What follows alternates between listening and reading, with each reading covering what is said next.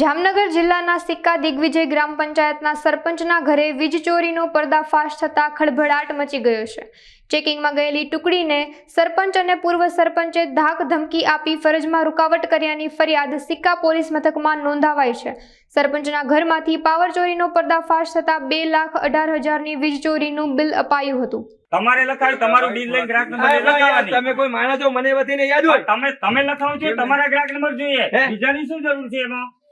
અરે તમે કીધું કેની ગઈ છે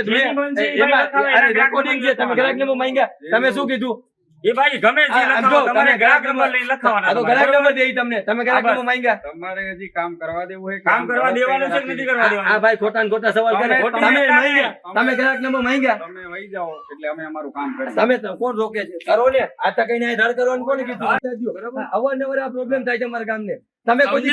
તમને હું કામ કહેવાનું મારે ઓફિસ ને કહેવું તમને હું કામ આવા તમે ખોટા જવાબ અમને દીધા ખોટા જવાબ ક્યાં આપ્યું તું ને તો આમાં લપત થાય ને પછી ખોટા જવાબ થાય તમે ખોટો સાહેબ તમે મને કોઈ દિવસ અમારી પાસે આટલું બધો એરિયા છે બરાબર અમારે કેમ બીજે કે નથી? અરે તો હું તમારી ફિલિંગ ને સમજી શકતો તમે મને કેટલી વાર કીધું સરપંચ પૂછી લ્યો તમે નાની ખાવડી એમ નહીં તમે મને મેલીમ સાહેબ કેટલી વાર કીધું આમાં પૂછી લ્યો એક મિનિટ મેલીમ સાહેબ તમે મને કેટલી વાર કીધું છે કે સરપંચ હું ગાગવા છું હું અહીંયા છું થોડીક વાર થઈ જશે તમારું મેં કોઈ દિવસ તમને કઈ કીધું માણસ મેં કીધું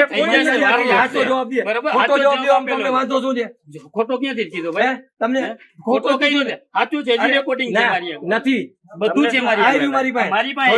તો મારી પાસે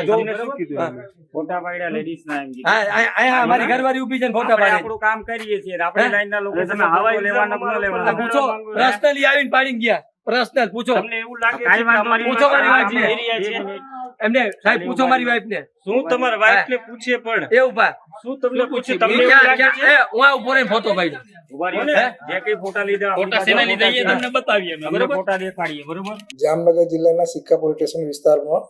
દિગ્વિજય ગ્રામ પંચાયતના કારાભુગા ગામમાં રહેતા સરપંચ શ્રી રેખાબેન જગદીશભાઈ અને જગદીશભાઈ ચૌહાણ નાઓએ પોતાના ઘરે ડીમ લાઇટ બાબતેની ફરિયાદ જીબી વિભાગમાં કરતા જીબી વિભાગમાં થોડો લેટ પડતા બીજી વાર ફોન કરી અને ત્યાં તસલીમભાઈ કરીને ફોન રિસીવ કરનારને ગાળાગાળી કરે। ત્યારબાદ કર્મચારીઓ દ્વારા રિપેરિંગ માટે કારાભુંગા ગામમાં જતા તે ગામની અંદર સરપંચ